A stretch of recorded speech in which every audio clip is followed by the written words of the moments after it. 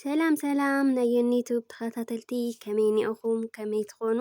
ኣነ ሰላም ኣለኹ እግዚኣብሔር ይመስገን በብዘለኹምዎ ሰላምኩም ብዙሕ ትርፊ የለለይ ናበልኩ ሓደሽቲ ነዛ ቻነል እንኳዕ ብሰላም መጻኹም ሰብስክራይብ ናገርኩም ቤተሰብ ኩኑ እሽም ባርከስ ለማዓንቲ ሒዘልኩም ዝመጻኹ ደሞ ዝጸለመ መንኰርኳዕትና ከምኡ ደሞ ብርኪ ኢድና ብርከ ጻብዕትና እግርና ይኹን ከመይ ጌርና ካብ ነጽርዮ ምርጢ ዝኾነ በዓልና ሰሪሕና ነዳልዮ ክሬም ሒዘልክን መጽአኒኹ ማለት እዩ ኣሰራርሕኡ ሓደ ማንካ ዕርዲ ማለት እዩ ንጹህ ዕርዲ ካብኡ ከዓኒ ሓደ ማንካ ደሞ ቡና ወይ ከዓኒ ኮፊ ማለት እዩ ኹራት ኣሕዋተይ እዚ ዕርዲ ንጹህ ክኾን እኒኦ ዝና ምግቢ ክኾን የብሉ ባህራት ግዛዕ ስለ ዝሓውሳሉ ማለት እዩ ሳልሳይ ከዓኒ ሓደ ማንካ መዓር ማለት እዩ ንጹህ መዓር ንሱ እውን ኩሉ ብሓደ ዓይነት መጠን ገይረዮ እኒአኹ ሓደ ማንካ ሰለስቲኡ ማለት እዩ ካብኡ ከዓኒ ልኡ መበጽበጺኡ ደሞ ሓሊብ ማለት ብሓሊብ ጌርና ኢና ንሰርሖ ማይ ክንገብረሉ የብልናን ማለት እዩ ኹራት ኣሕዋተይ ሕጂ ከምዚ ገይረ ብደንቢ ጌረ ከሓዋውሶ እያ እንድሕር ሓፊስና ኮይኑ ከዓኒ ቡታ ሓሊብ ጌርና ኢና ነቕጥኖ ዘለና ማለት እዩ ማይ ከይተሓውሳሉ ከምዚ ገይረ ብደንቢ ገይረ ሕውሱስ ከብሎ እየ ክሻብ ዝሓቅቕ ማለት እዩ ከምዚ ትሪእኡ ናዙ ቡና ናዙ መዓር ከዓኒ ክፈላለ ስለ ዘለዎ ብደንቢ ጌርና ክንወቕዖ እኒአና ማለት እዩ ኣነ ሓደ ኢደይ ስለ ዝኾንኩ ሸርተት የለብላ ኣለኹ እዛ ሸሓነ ብደንቢ ገይረ ወቂዕ ደሞ ከምዚ ኮይንለይ ኣሎ ማለት እዩ ሕዚ ምቕጣኑ ከምዚ ክንገብሮ እኒአና ክነሕፍሶ የብልናን ልሕገግ ከይብለና ብደንቢ ጌርና ክንጣስሞ ከለና ሰይ ልክንጣስሞ ለውን ጽቡቕ እንድሕር ከምዚ ኮይኑ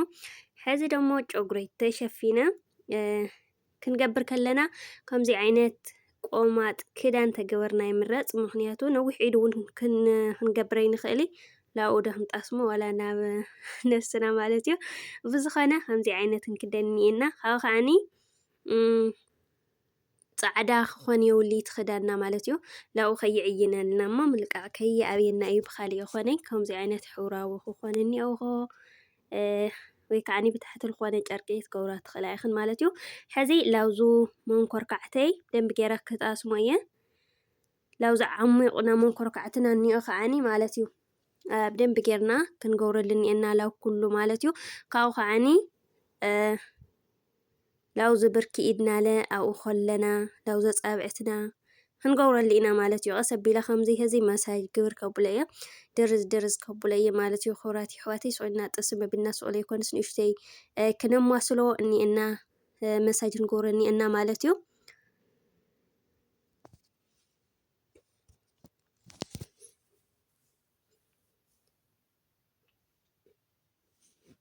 ዝብርኪ ኢድና ደሞ ኣብኡ ተሎ ሓደ ማንካ እንድሕር ጌርክን ልኹሉ ይኣኽለክን እዩ ማለት እዩ ኹራት ኣሕዋተይ ምክንያቱ ብዙሕ እዩ ውዲ ከምዚ ላጎርኩ ልኹሉ ክገብረሉ እየ ካብኡ ከዓኒ ሓደሽቲ ዝኾንኩም ደሞ ሰብስክራይብ ናገርኩም ማለት እዩ ሰብስክራይብ ምግባር ኣይትሕመቓ ማለት እዩ ኹራት ኣሕዋተይ ካብኡ ደሞ ላይክ ደሞ ግበር ማለት እዩ ኹራት ኣሕዋተይ ላይክ ሸር ሰብስክራይብ ትገብሩለይ ከለኹም ንኣየይ ብጣዕሚ እዩ ለተባብዐኒ ጠንኪረ ክሰርሕ እዩ ዝገብረኒ ማለት እዩና ምትውዓኹም ኣይፈለየኒ ክብለኩም ይፈቲ ብከምዚ መልክዕ ደሞ ልኹሉ ከጣስሞ እየ ማለት እዩ ሓደ ጊዜ እዩ ባዕፋ ለብል ማለት እዩ ብጣዕሚ እዩ ጽቡቕ ምልጭ ኣቢሉ እዩ ንሰደልካ ንጸለመ እንድሕር ደኣ ሃልዩ ኮይኑ ማለት እዩ ካብኡ ከዓኒ እንድሕር መንኰርካዕትና ጸሊሙ ኮይኑስ ብጣዕሚ ኢና ንስከፍ ሓፂር ክዳን ክንገብር ግዛእሲ ከምዚ ቆማጥ ከምዚ ዓይነታት ንስከፍ ማለት ኢና ከምዚ ጌርክን ከም ምስካፍ ክትገላገላ ትኽእላ ኢኽን ማለት እዩ ሕዚ ካብኡ ደሞ ጌርና ማለት እዩ ከምዚ ጌርና ልሲ ስቑና ኣይንሰደይ ኢድና ግድን ሓፍ ክነብሎ እኒአና ክሻብ ድረቕ ንብል ማለት እዩ ከምዚ ጌርና ተደለኽን ኣብኡ ተለኽን ስፖርት ስርሓ ማለት እዩ ከምዚ ኢና ንገብሮ እኒአና እምበይ ለጥ ክነብሎ የብልናይ ምክንያቱ ለጥ ክነብሎ ከለና ተዓሚቑ ናብ መንኰርካዕትና ይሕሰስ እዩ ማለት እዩ ሕጂ ሓደ ኣፍኡ ተለኹ እውን ኢለ ኣነለ ዘጻብዕተይ ሓፍ ማል ኢደይ ይተርፈኒ ኣብኡ ተለኹ ናገርኩ እያ እውን ዘጻብዕትና እውን ብጣዕሚ እዩ ጽቡቕ ምናዳ ቁሪ ሕዚ ስለ ዘሎ ናይ ናዙ ማይ ግዛዕ لقانጨጨ ግዛዕ ትሕረሊኩን ከዓኒ ምልጭ ኣቢሉ ይሰደልክን ካብኡ ከዓኒ ዝብርክ ብርክ ኢድና ናብ ክሮለክስ ግዛዕ ፀሊሙ ከዓኒ ይሰደልና ማለት እዩ ክብረት ኣሕዋተይ እና ከምዚ ጌርክን ተጠቐማ ክብለክን ይፈቱ ብጣዕሚ እዩ ቆንጆ ፈትኖ ክትሪኦ ኢኽን ማለት እዩ ካብኡ ከምዚ ጌርና 15 ደቂቓ ንፅበዮ ማለት እዩ ክሻብ ድረቕ ልብለና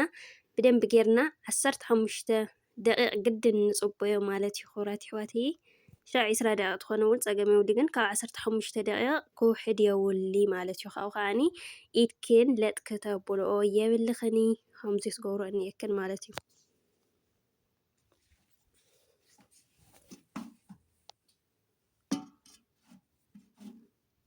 ሕጂ ናተይ ከምዚ ትሪእዎ ድሕሪ 15 ደቂቕ እዩ ሓፂበ ክመፅእ እየ ማለት እዩ ሕጂ ድማ ተሓፂበ ተመሊሰ እኒአኹ ነዚ ይመስል ማለት እዩ ክብራት ኣሕዋተይ ብጣዕሚ ፅሩይ ኮይኑለይ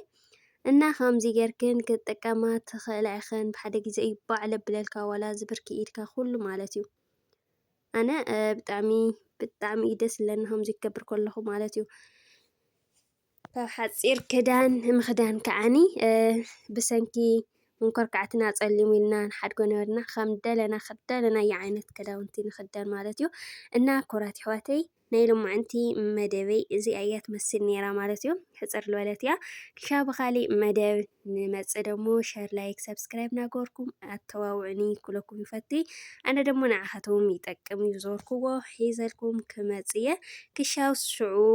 ባይ ባይ ሰሰናይ